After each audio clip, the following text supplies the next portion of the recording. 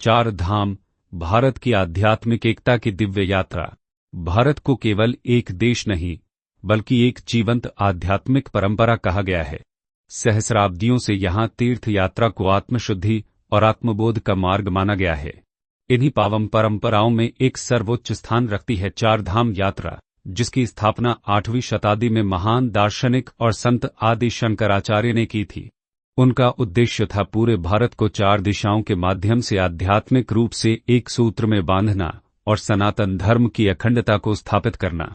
चार धाम भारत की चार दिशाओं में स्थित हैं। पूर्व में जगन्नाथपुरी, पश्चिम में द्वारका, उत्तर में बद्रीनाथ और दक्षिण में रामेश्वरम। शास्त्रों में वर्णित है कि इन चारों धामों की यात्रा करने से मनुष्य के जीवन के चार पुरुषार्थ धर्म, अर्थ, काम और मोक्ष का संतुलन स्थापित होता है। सबसे पहले पूर्व दिशा में स्थित जगन्नाथपुरी की बात करते हैं। यह धाम ओडिशा राज्य में बंगाल की खाड़ी के तट पर स्थित है। यहाँ भगवान जगन्नाथ भगवान कृष्ण के स्वरूप माने जाते हैं। जगन्नाथ मंदिर की एक विशेषता यह है कि यहाँ की मूर्तियां लकड़ी से निर्मित हैं और एक निश्चित अवधि के बाद नवक्लेवर परंपरा के अंतर्गत उनका विधिपूर्वक परिवर्तन किया जाता है। यह तथ्य जीवन की नश्वरता और आत्मा की शाश्वतता का गहरा प्रतीक माना जाता है।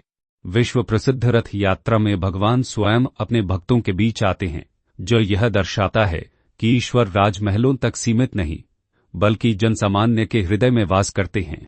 अब पश्चिम दिशा में स्थित द्वारका की ओर चलते हैं। यह गुजरात राज्य में अरब सागर के तट पर स्थित है। द्वारका को भगवान कृष्ण की स्वर्णिम नगरी माना जाता है।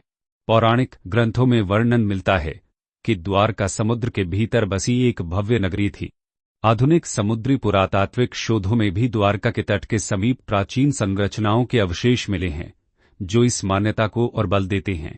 द्वारकाधीश मंदिर भक्ति और कर्तव्य का अद्भुत संगम प्रस्तुत करता है। द्वारका हमें यह सिखाती है कि संसार में रहते हुए भी धर्म और नीति के मार्ग पर चलना संभव है। उत्तर दिशा में हिमालय की गोद में स्थित है बद्रीनाथ धाम। यह उत्तराखंड में अलकनंदा नदी के तट पर स्थित है। यहाँ भगवान विष्णु की पूजा बद्रीनारायण के रूप में की जाती है।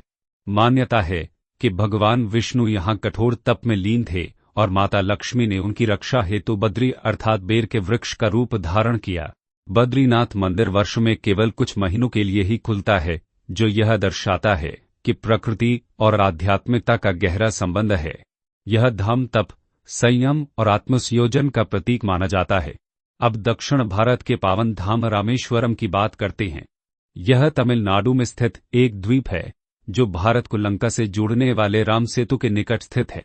यहाँ भगवान शिव की आराधना की जाती है। धार्मिक मान्यता के अनुसार राम ने लंका विजय से पूर्व शिवलिंग की स्थापना कर शिव की पूजा की थी। रामेश्वरम मंदिर अपने 22 तीर्थ कुंडों के लिए प्रसिद्ध है, जिनमें स्नान को आत्मशुद्धि का माध्यम माना जाता है। यह धाम यह सिखाता है कि महान से महान व्यक्ति भी विनम्रता और प्रायश्चित का मार्ग अपनाता है। चार धाम यात्रा केवल धार्मिक अनुष्ठान नहीं है, बल्कि यह भारत की भौगोलिक, सांस्कृतिक और आध्यात्मिक विविधता का जीवंत अनुभव है। पूर्व का भक्ति भाव, पश्चिम का कर्मयोग, उत्तर का तप और दक्षिण की शिव भक्ति, ये चारों मिलकर जीवन को पूर्णता की ओर ले जाते हैं।